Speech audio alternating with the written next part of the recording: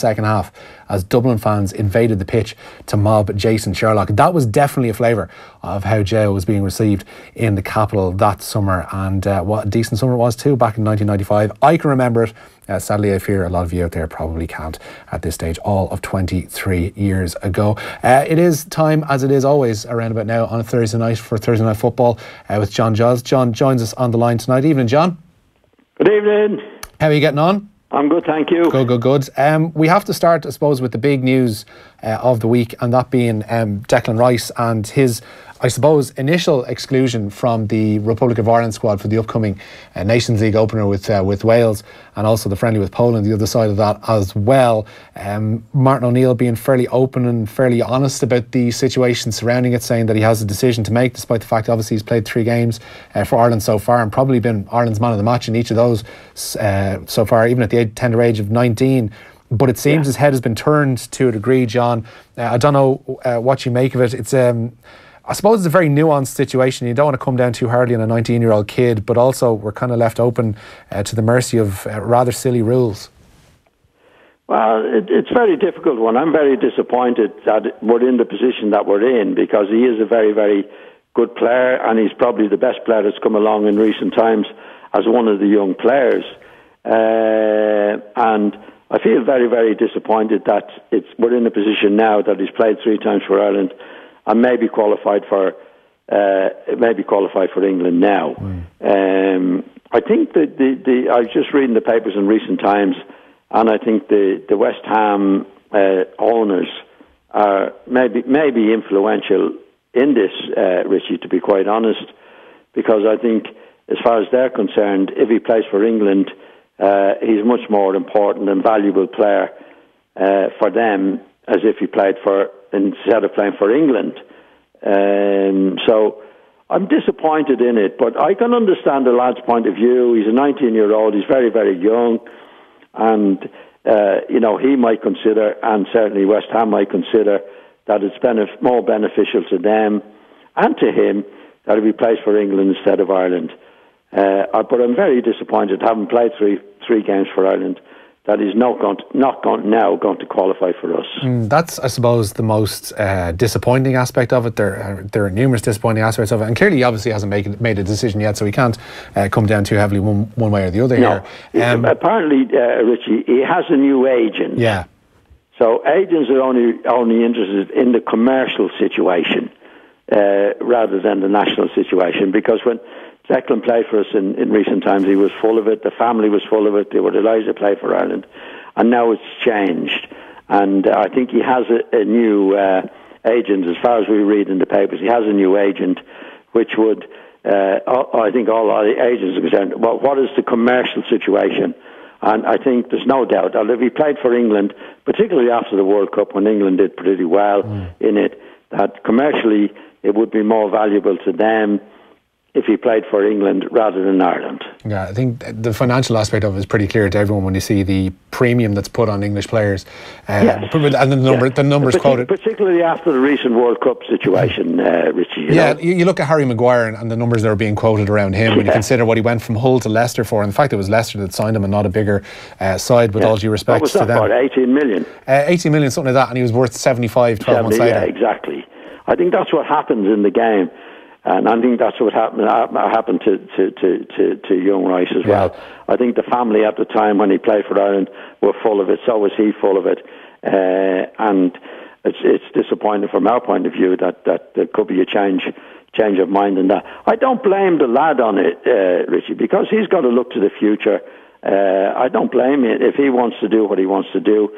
But the fact is, if he doesn't want to play for us, he doesn't want to play for us. Yeah. So you have to have a committed player, and he's 19-year-old, and he's going to be influenced by other people. What's sad, I guess, is that obviously he's 19, and in those 3 games that he has played, albeit all in friendlies against France, Turkey, and the USA in the middle, is that he's been our standout player. It's just sad that from an Irish perspective and in a big picture sense, we don't have many 19-year-olds who've actually been born here coming through to push their way through into senior setups. It's most unusual.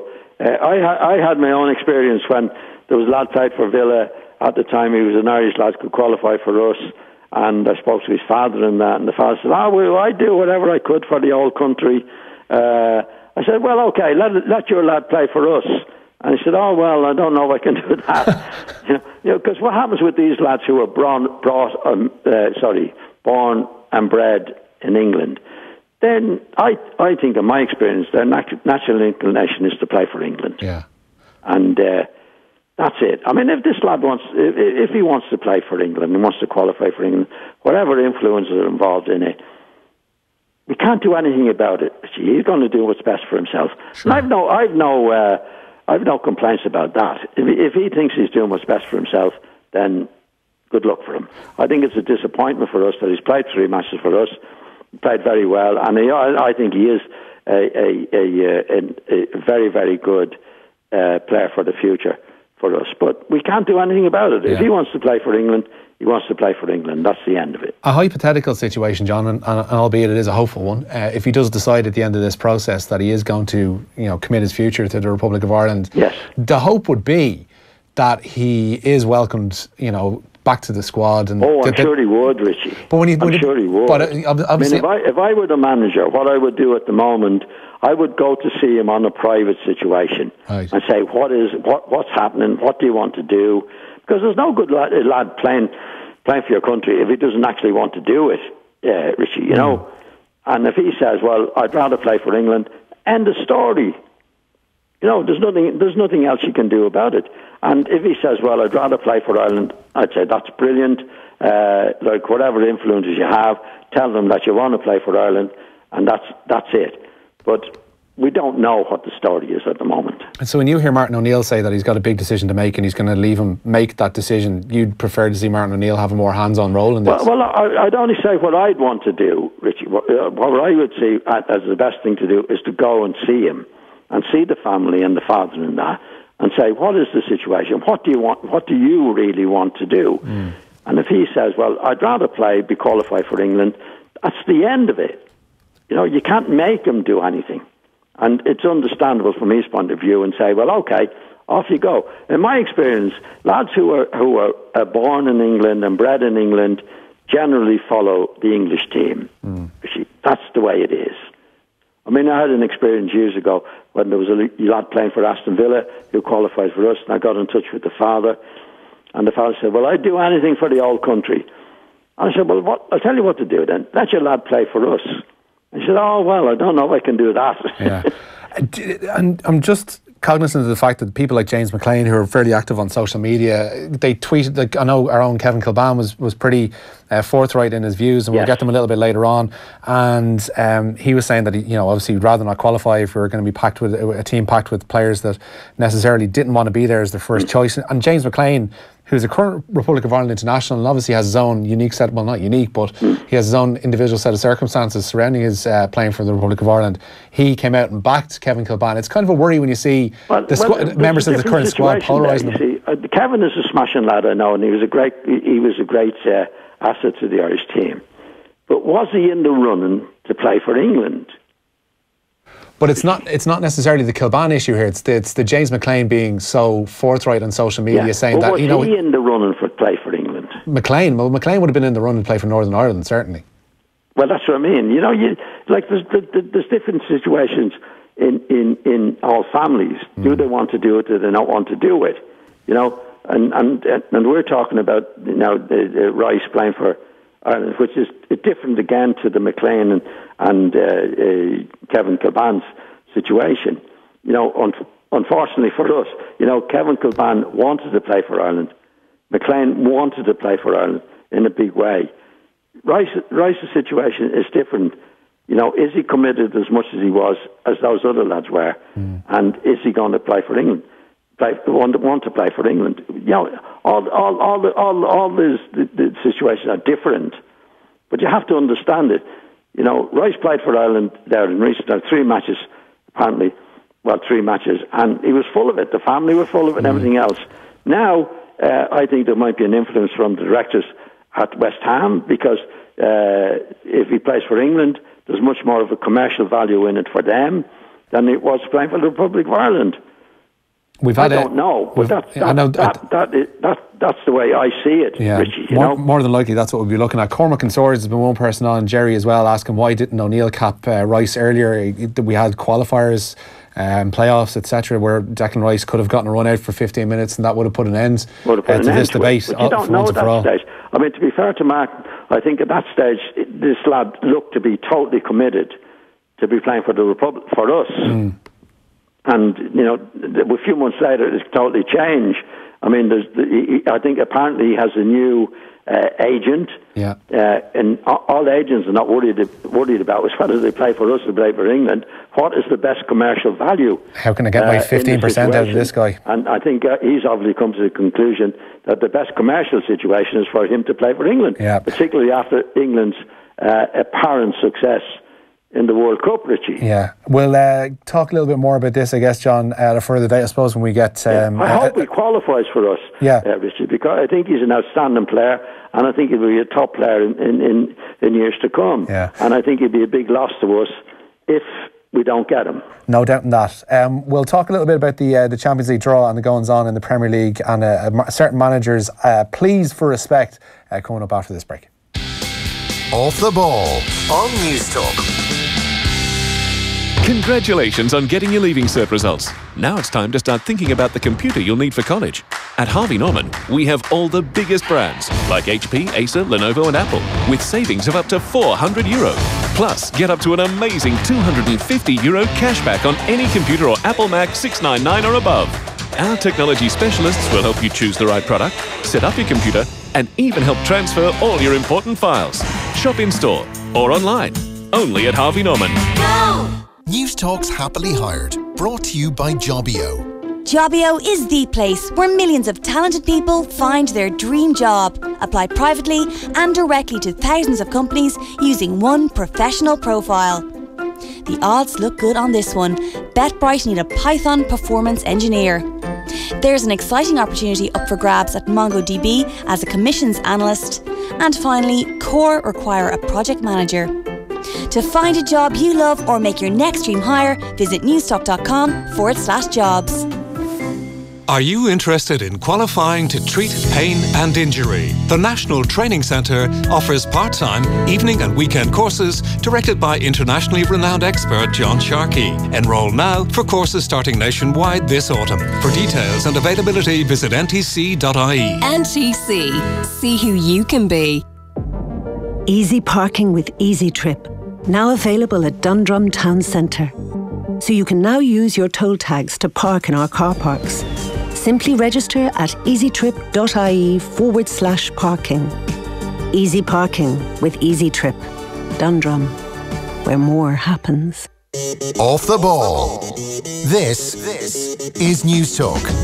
And you're very welcome back. John Giles is on the line there with us. John, just before, just after 6 o'clock, the draw for the Champions League group stages was made, and the prospect of a Cristiano Ronaldo reuniting with Manchester United is on the cards. Juventus and Manchester United in the same group, along with Valencia and Young Boys of Bern. On paper, a pretty tricky looking group for Manchester United. Valencia, you would figure, will put it up to them. And when you think back to last year and how Sevilla managed to trouble Manchester United and how they struggled in the group stage, this one mightn't be as easy as some might suspect.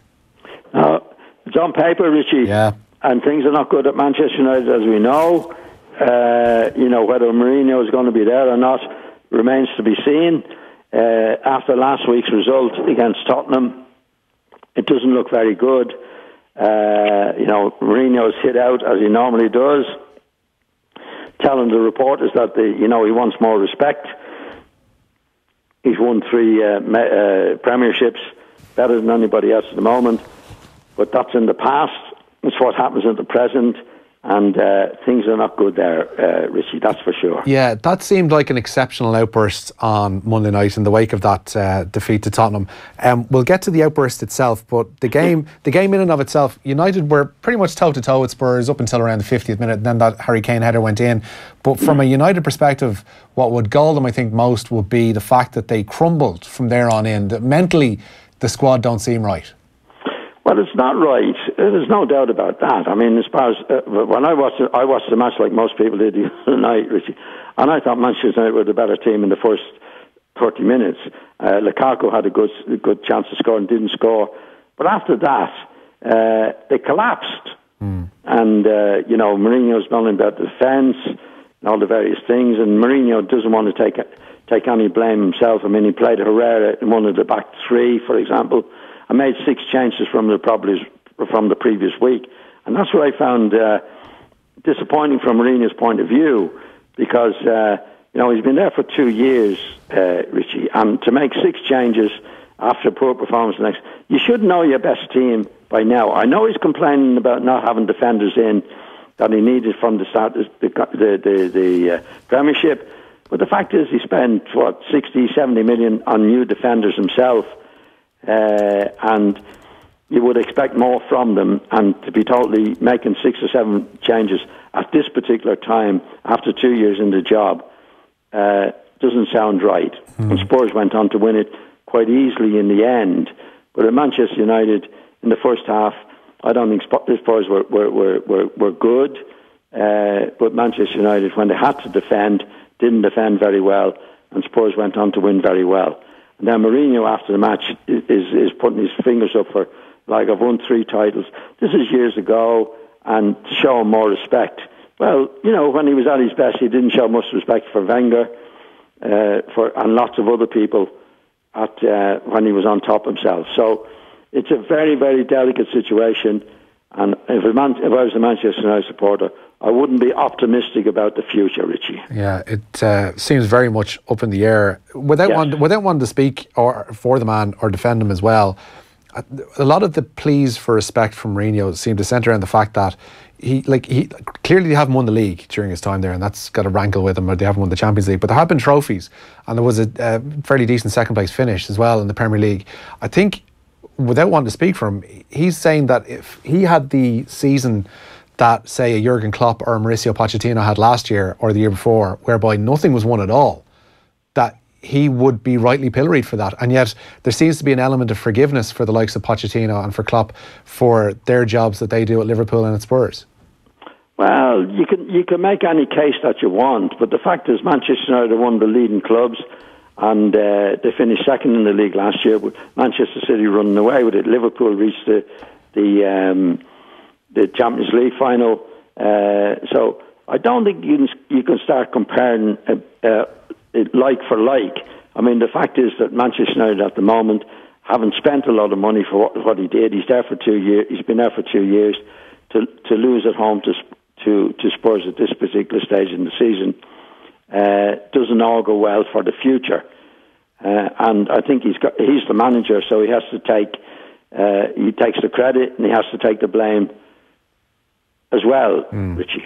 When you see, there was a story appeared in the papers today that one of the players that Jose Mourinho so keenly wanted out of Manchester United this past summer, but they weren't able to get the fee that perhaps the club wanted to command for him, Anthony Martial, appears to be in the process of negotiating a new 5-year deal at Old Trafford, which would suggest that they seem to have more faith in Anthony Martial than they do in Jose Mourinho. It seems a bizarre position for a manager to find himself in. Well, what that tells you is he in charge of the situation?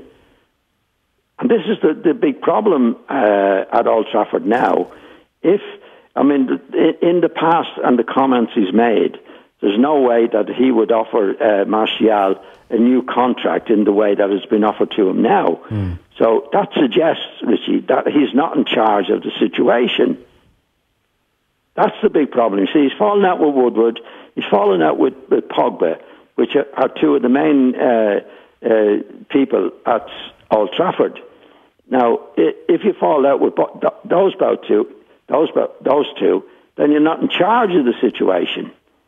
So it doesn't look good for him in the long term or the short term that he's going to be there for this particular for a long time. Like his comments has been very, very detrimental to Martial and Pogba for that situation. But I think Pogba, because of the World Cup and that, is in a more prominent situation than Mourinho is, and he's also insulted Woodward is the boss there. So I think if you insult those particular people, who is supposed to be one of the main players and the chief exec, then and the Martial situation has been offered a new contract, I think that what shows is that Mourinho is not actually in charge of what's happening at Old Trafford, Richie. Turning our attentions finally, John, before we let you go, to Spurs, because obviously we can't downplay their performance at Old Trafford last Monday night. They looked a very, very accomplished side in Lucas Moura, who they signed back in January. He almost appears as if like he's a new signing. He seems like a player reborn at the start of this term. They're unbeaten so far in their 3 games. We're going to have them live on Sunday here and Off the Ball against one of the other unbeaten sides, perhaps surprisingly, in Watford. But Spurs, Pochettino, whatever he has and whatever way he's able to corral these players and make that first 13 or 14 believe in him, he seems to be doing something right. Yeah, it's. I don't think it's as simple as it looks, Richie, to be quite honest. I thought in the first 30 minutes of the match that Spurs weren't good at all. I thought they were in awe of Manchester United. And as you know, Lukaku had a good chance, which he missed, which might have changed the game altogether. After that, particularly after they scored the first goal, then they grew and grew into the actual match. But up to then, I don't think Spurs were very good, Richie, but they deserved to win it in the end and won it well. But you couldn't say from the start of the game. I thought they were very nervous. I thought they were in awe of Manchester United. They didn't take advantage. Manchester United didn't take advantage of the superiority they had in the early game, particularly with the Lukaku miss. And then it totally changed from then on. And well deserved to win. Yeah. As long as you have the goals of Harry Kane, I think you're going to be doing okay as a side. And if you have that trio behind you, particularly with Lucas Moura and the form he's in, you're going to look good. Yeah. But it's going to be squad depth, you think, that for Spurs that's going to ultimately hamper them. It's a long season, Richie. You're going to get injuries at some point, yeah. And Moura definitely did well. He didn't look particularly good last season. He scored 2 goals in that particular match. But it's very, very, very early days, Richie. Yep. I think Manchester United are in a bad situation. I think Spurs are not in as good a situation as it looked from the match the other night. But it's a long, long, hard season. Yeah, and it's Watford to come for Spurs on Sunday, as I mentioned. That's going to be coming up this Sunday on Off the Ball. John, thanks so much for taking time out to speak to us tonight. Thanks, Richie. Cheers, John. John Giles there will be back with us next Thursday at 7:30. Thank you for your texts and for your tweets. Hello to Fozman on Twitter, who says, do not construe James McLean playing for Ireland being from Derry and Declan Rice playing for England as a similar comparison. Derry is in Ireland, part of the FAI, typical Dublin media attitude to the north. If Declan Rice doesn't want to represent us, forget him. On the last part, I absolutely agree with you, Fozman. On the first, I wasn't trying to make that comparison whatsoever. I was merely trying to point out that James McLean had been so critical of Declan Rice's decision to take time away and discuss his future. But thank you for your tweet all the same. At Off the Ball, get them in whether they are positive or negative. Delighted to hear from throughout the course of the night. And you can text us as well on 53106. Some breaking news from our Off the Ball All-Ireland final roadshow in Croke Park. Should have probably got some breaking news bit for this. It's great. Jim McGuinness, pause for effect, has ruled himself out of a return to GAA for now. This is according to the man himself down at Croke Park. However, James Horan hasn't ruled himself out of a return for Mayo. There you go. It's breaking news from our live broadcast or live preview of the All-Ireland final from Croke Park. More as we get it here back at OTB Towers. Speaking of the All-Ireland final, a chance for you to win some All-Ireland final tickets and to support a very worthy cause in doing so. The Emma Lacey Trust is raising money for a Clonmel woman who's been struggling with a crippling spinal disease for the last 6 years. And in conjunction with Moyle Rovers GAA, they're holding a fundraising raffle for 5 All-Ireland tickets, 2 pairs and a single.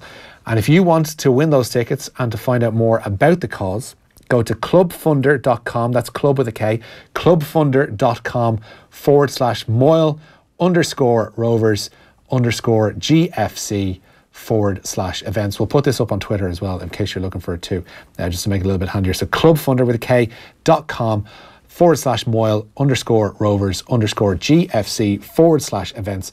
And if you want to find out more about the Emma Lacey Trust or to donate, you can go to her FundMe page at gofundme.com/the-Emma-Lucy Trust. So all the details we'll be putting up on Twitter as well in the next while. But a chance for you to win some tickets via Moyle Rovers GEA and to help out a very, very good cause as well. So get on that if you at all can. Still to come tonight, we'll be talking Spanish football with Andy West. That's in the football show after 9. A little flavour of the Keith Andrews show. He had Kevin in with him earlier on talking more about the Declan Rice situation. Some really good stuff from both lads, and a response to Richie Sadlier as well in that piece with Kev. That's coming up after 9 on the football show. We'll also be heading over to Flushing Meadow to talk the US Open with John Beertime.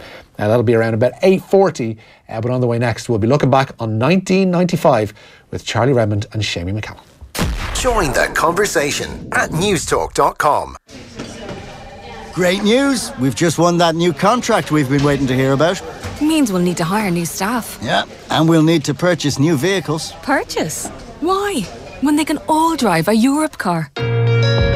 Whatever you need to drive, from vans to cars, Europe Car can provide the vehicles you want with no capital expenditure, no contract, no ties, and on the road tomorrow. Europe Car, moving your way. The Dyson 4-day event is back at Harvey Norman. Experience Dyson technology and get the chance to win back your Dyson purchase in store this weekend. Get the Dyson V7 Motorhead vacuum for just $299, or discover the Dyson V10 Absolute Cyclone vacuum with up to 60-minute battery life for just €499. With expert staff on hand to find the perfect Dyson product for you and the chance to win back your Dyson purchase, discover Dyson at Harvey Norman this weekend. Terms and conditions apply. See in store for details. Go! The Pamela Scott Flash Sale is now on to make room for the new season collections. Up to 80% off in the Pamela Scott Flash Sale, 1 week only. The Flash Sale is in all Pamela Scott stores nationwide and in Ashley Reeves and Lisa Perkins stores. The Pamela Scott Flash Sale with up to 80% off. In Friday's Irish Independent, get match ready with your free Leinster Rugby supplement. There's no better way to get behind your team, your club and your province than with your passion.